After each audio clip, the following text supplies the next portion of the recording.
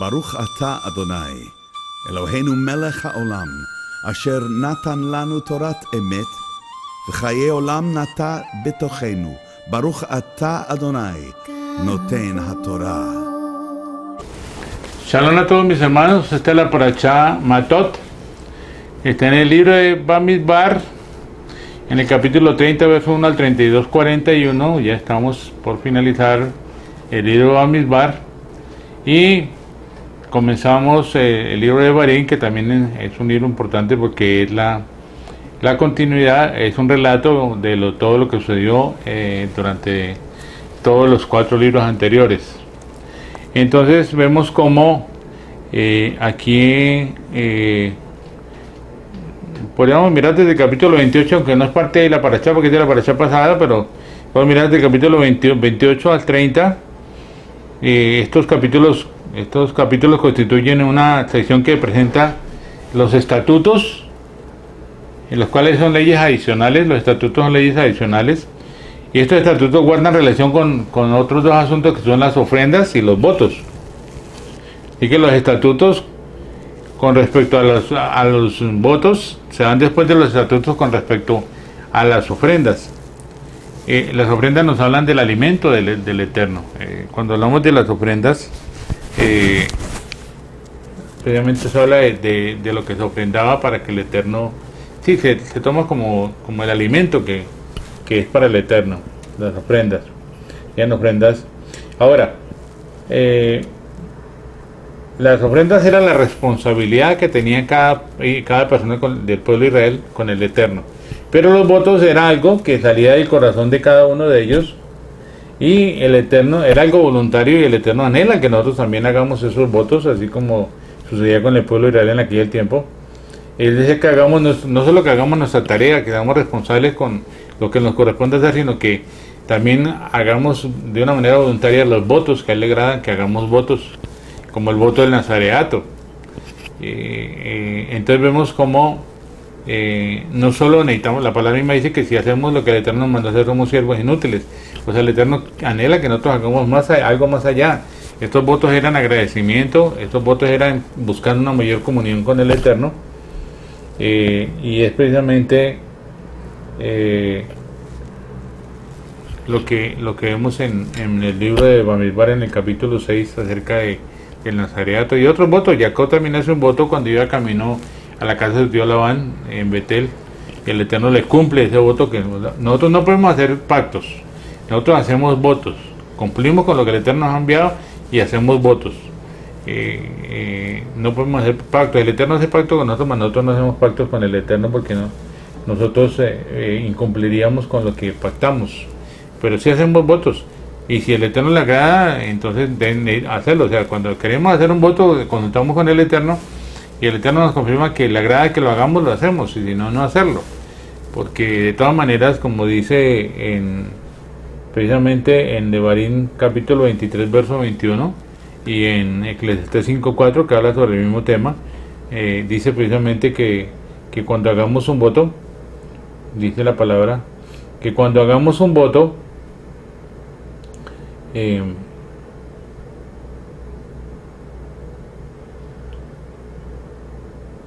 el verso 23-21 dice: cuando hagas un voto a Yahweh tu Elohim, no demorarás el cumplimiento de él, pues Yahweh tu Elohim de cierto lo demandará de ti, y no hacerlo será tu pecado.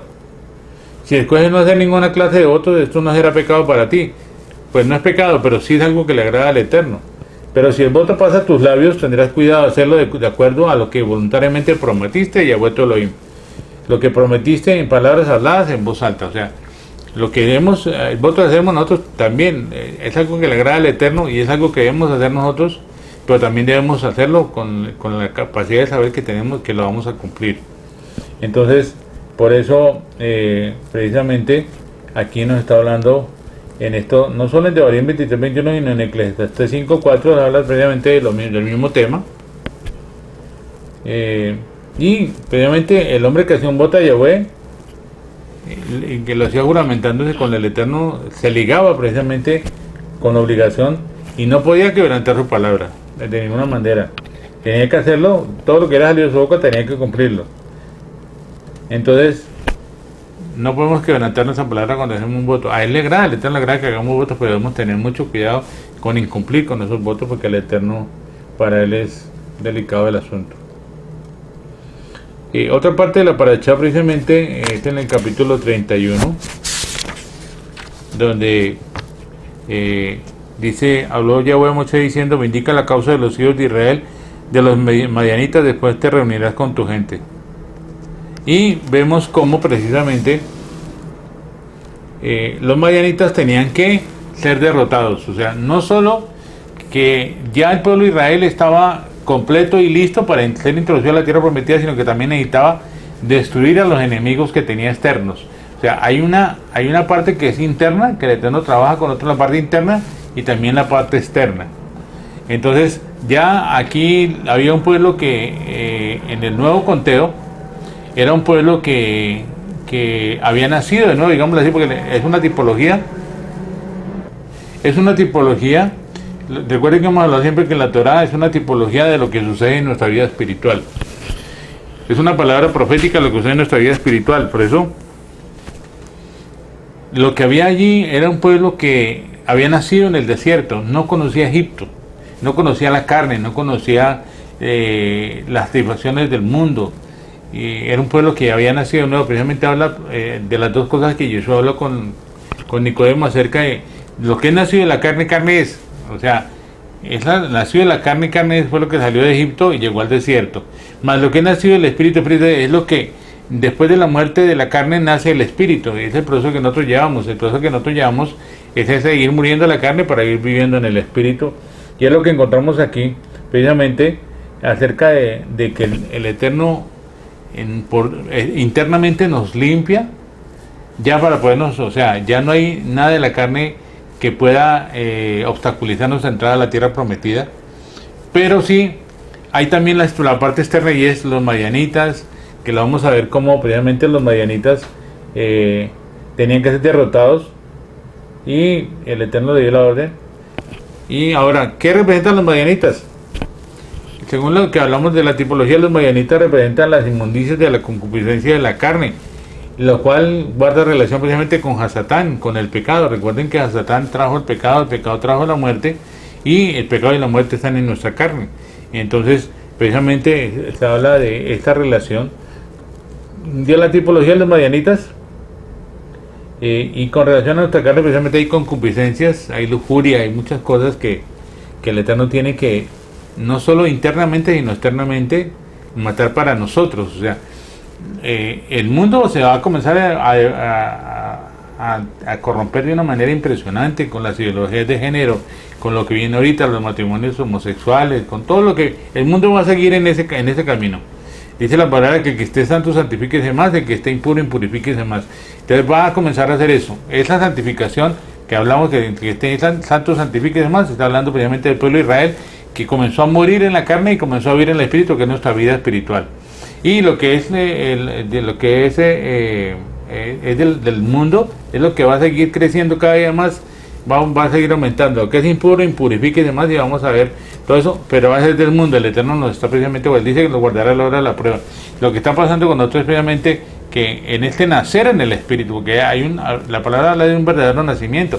Este es el verdadero nacimiento que estamos experimentando en este tiempo, este último tiempo, precisamente ese. Entonces, ahora, precisamente la contaminación tiene que ver con Hasatán y con el mundo. Y la Torah nos está mostrando precisamente un cuadro de los madianitas. ¿Quiénes eran los madianitas? Los madianitas eran descendientes de Abraham, o sea, eran parientes cercanos, ¿sí? Y estos madianitas eran nacidos de la segunda mujer de Abraham. Recuerden que Abraham, después de que muere Sara, Abraham se casa con Sétura y tiene estos hijos, entre ellos son madianitas. Así que eran muy cercanos al pueblo de Israel, muy cercanos en la carne al pueblo de Israel. Y los madianitas estaban unidos precisamente junto a los moabitas, los cuales eran descendientes de Lot. Recuerden que Lot y sus hijas, con ellas fue un incesto, y de ahí nacieron precisamente los moabitas, que también tiene relación con las concupiscencias de la carne. O sea, lo que estamos viendo acá, toda esta gente que venía ligada también con los madianitas, que tiene relación con los moabitas, que tiene relación con los ismaelitas, que eran los hijos de Agar. Recuerden que el Rapsol dice que Agar representa la ley en el Sinaí, el juicio. Entonces, los ismaelitas también, precisamente descendientes de Abraham por la carne. Y recuerden que los medianitas fueron los que vendieron a Joseph a Egipto, ¿no? Los medianitas también estaban vinculados a los amalecitas. Amalek significa Melech significa rey de pueblos. Es una potestad muy fuerte también, como era la Baal Peor, que tiene también relación con la carne. Y este amalecita era descendiente de Esaú, Esab, el rojo, Seir, el macho cabrío, bueno, todas estas cosas que tiene significado con Esab. Y por último, obviamente, se terminó de cumplir con Bilán, que Bilán era un profeta caído. Bilán era un hombre que fue utilizado con un propósito, aunque su corazón estaba pervertido, el Eterno lo utilizó. O sea, el Eterno tiene control de todas las cosas, y lo que Bilán fue utilizado precisamente no solo para bendecir el pueblo de Israel, sino que también fue utilizado para que estos 24,000 que eran venidos de Egipto, de israelitas que venían de Egipto, tenían que morir en la carne, porque ya había el remanente que iba a entrar a la tierra prometida, que eran los nacidos en el Espíritu.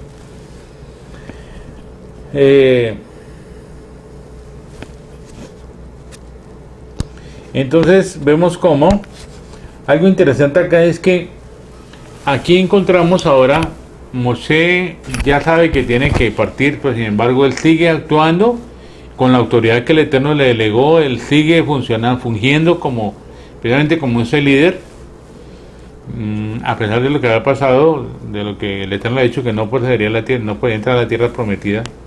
Sin embargo, él hace algo, y es que él da la orden de marchar contra Madián y precisamente de destruir a los madianitas, conforme el Eterno le había dicho, y llama a 1000 de cada tribu. Recuerde que en el conteo había unas tribus que eran mayores y otras que eran menores, unas que se habían reducido en número.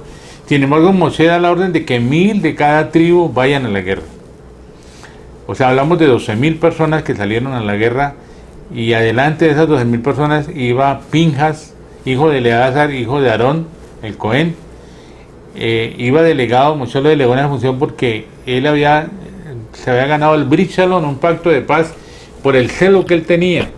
Entonces fue colocado allí en autoridad precisamente para que dirigiera estos 12,000 y los llevara a la guerra, fuera con todos los instrumentos del Mishkan y con los chofarot, con las trompetas, precisamente para que él fuera el que los dirigiera y para que el pueblo se sintiera seguro de que el Eterno iba adelante dándoles la victoria.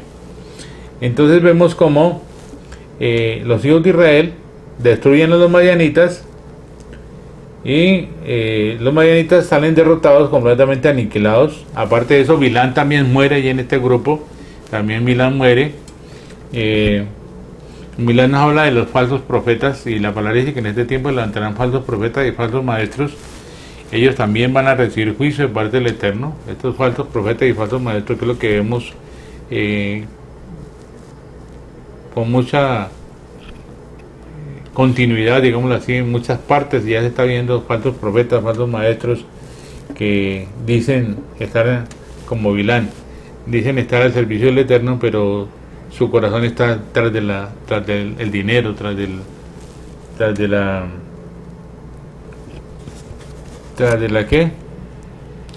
la codicia.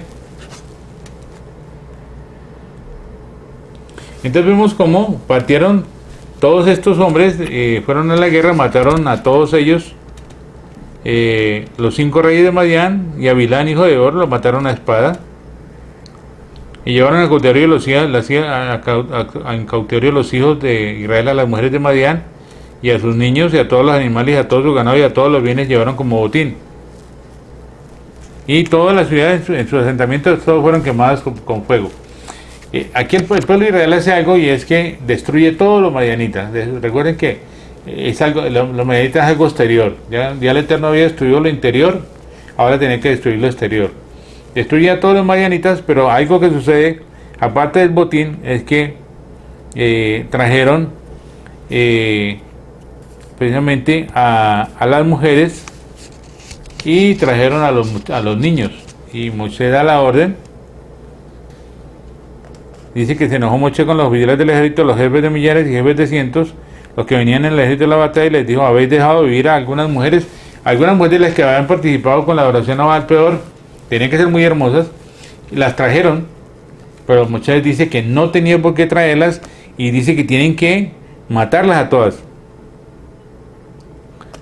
Y aparte de eso, dice que también los niños, los varones también tenían que morir, los infantes también tenían que morir. O sea, cuando el Eterno da la orden de destruir todo lo que impide que nosotros podamos andar en victoria, andar en lo espiritual, lo hay que hacerlo.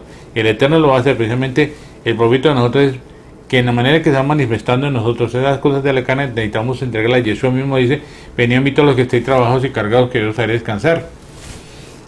Llevaos a vosotros mi yugo, que es suave y ligera, que es mi carga. Ese es el propósito precisamente de lo que aquí está hablando la palabra, de que no puede haber ninguna cosa que tenga relación con Madián, con Amalek, con Moab, con Esab, con Ismael. Ninguna cosa de esas podemos tener relación con nada de lo que es de afuera. Recuerde que eso se va a manifestar en este tiempo de una manera, como venimos hablando, de una manera muy fuerte en las cosas del mundo. Y precisamente la brecha se va abriendo. Lo que es santo, santifique más; lo que es impuro, impurifique más. Se va abriendo la brecha, y nosotros cada día vamos buscando más la santidad, pero el mundo cada día va buscando más la descomposición humana, y no hay quien pare eso. Ya lo que es la cizaña es cizaña, lo que es trigo es trigo. Por eso es importante que entendamos que la palabra que el Eterno nos está dando, no podemos echarle dice que no podemos echar las perlas a los cerdos y los santos a los perros. Tenemos que aprender a valorar que la palabra que el Eterno da es una palabra que no tiene un valor pequeño, tiene un valor impresionante, es invaluable, digámoslo así, la palabra que el Eterno da, y es para nosotros, es el alimento que quiere el Eterno dar a nosotros. Podemos aprender a valorar la palabra, saber qué es lo que nosotros tenemos en nuestras manos. Es como cuando tú vas a un restaurante de esos bien finos, te sirven una buena comida, lógico, y tienes que pagar por esa buena comida, ¿ves? Y nosotros nos sentamos a la mesa con el rey, y eso es lo que es el manjar, estamos comiendo manjares de rey, ¿sí? Entonces tenemos que aprender a valorar lo que el Eterno está dando, y también precisamente estamos acostumbrados a vender un mensaje, dirían en la iglesia cristiana, un evangelio regalado, como cuando uno a la plaza hace el mercado y le dicen a uno: venga, el paquete vale 2.000, lleve 3 por 5.000. Y precisamente esta semana hablábamos sobre el tema, y es que hemos vuelto la palabra de esa manera, como lo que venden en la plaza. La gente de la plaza sale todo el mundo a ofrecerle, todo lo que va pasando le va ofreciendo. Pero cuando usted va a un concesionario, digamos, de la Mercedes, de la Volvo, de la BMW, allá no encuentra usted gente en la calle ofreciéndole carros a todo el mundo que pasa y diciendo que entra a comprar carros. No, es una manera muy distinta, y es una manera de dar un ejemplo. La palabra del Eterno tiene un valor incalculable, debemos aprender a valorarla. Esto que el Eterno nos está dando, debemos aprender a apreciarla, a disfrutarla, saber que estamos sentados a la mesa del rey. Somos como ese Mefiboset, hijo del hijo de David, de Jonatán. Cómo este muchacho fue traído, mandó traer a David y lo sentó a la mesa, parapléjico y todo. Y David le dijo: de hoy en adelante comerás en la mesa del rey. Eso somos nosotros, esos parapléjicos como Mefiboset, que estamos sentados a la mesa. Debemos aprender a valorar lo que el Eterno nos está dando.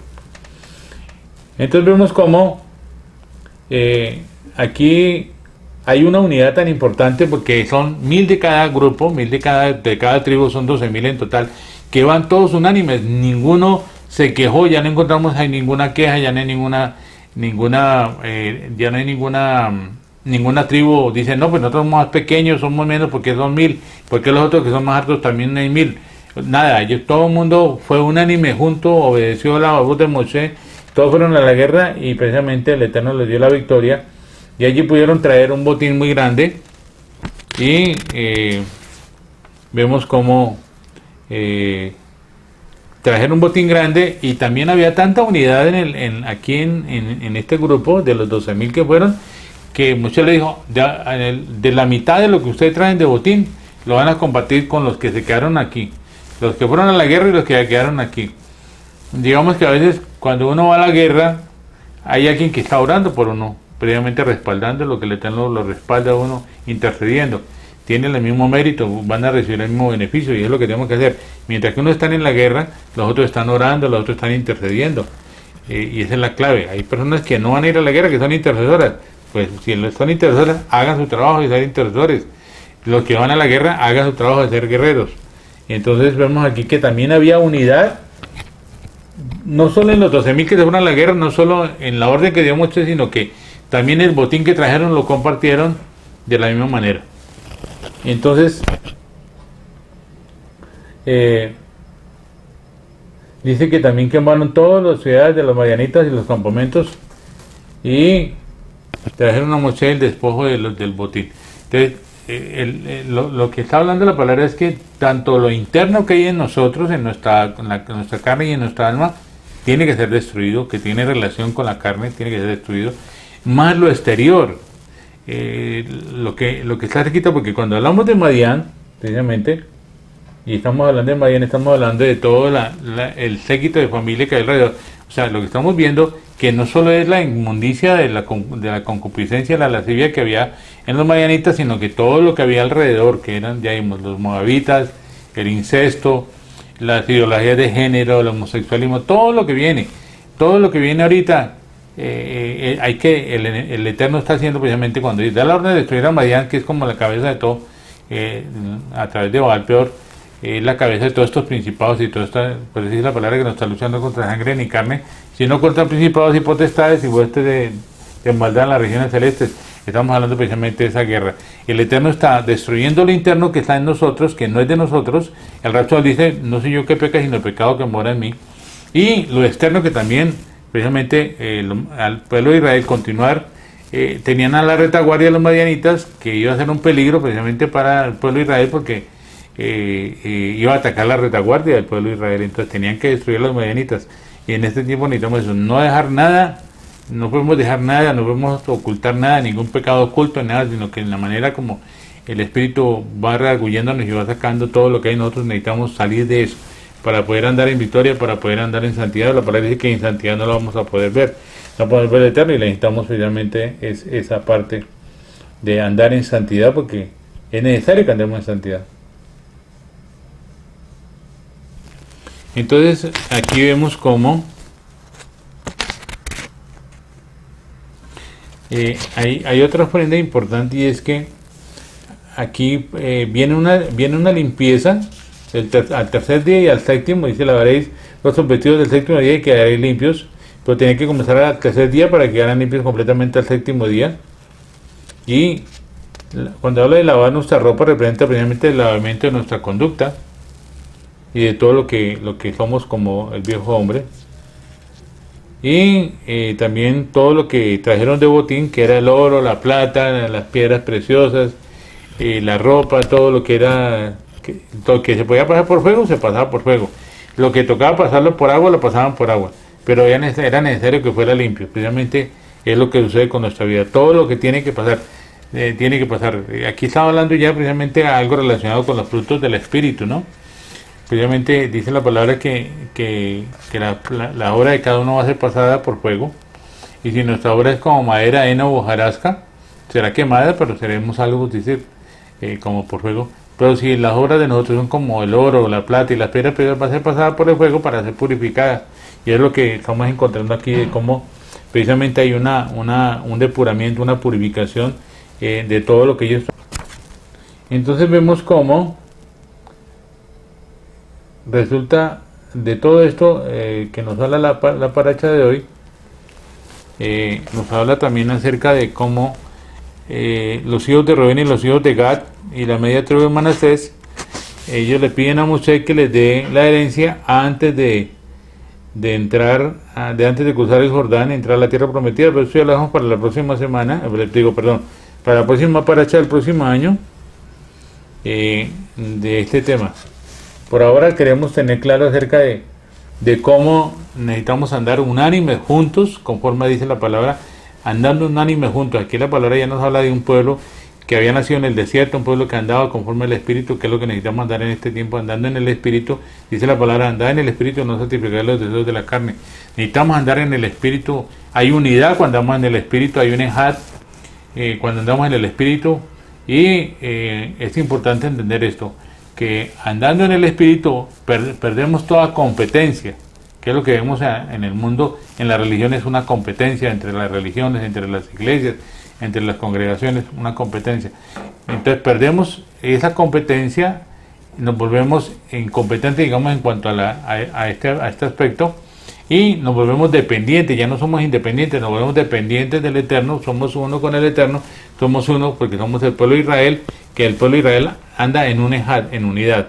Y esa unidad la hace únicamente el Espíritu del Señor en nosotros. Precisamente podemos, al pasar por este proceso que hemos hecho de lo que sucede con el pueblo de Israel en el desierto, sucede con nuestra vida espiritual, llegar a un punto en el cual andamos en el Espíritu, y si andamos en el Espíritu, pues nos unimos con los que están en el Espíritu.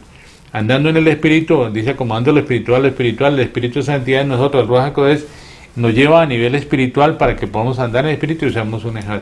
Entonces, lo que estamos viendo en este último tiempo, precisamente el último avivamiento, donde vamos a ser uno solo, como un solo pueblo, como el pueblo de Israel, como uno solo, siendo precisamente ese cuerpo de la novia del Mashiach. Los espero la próxima semana. Shabbat Shalom para todos. Baruch ata Adonai, Eloheinu melech haolam, asher natan lanu torat emet, v'chaye olam nata betochenu. Baruch ata Adonai, noten haTorah.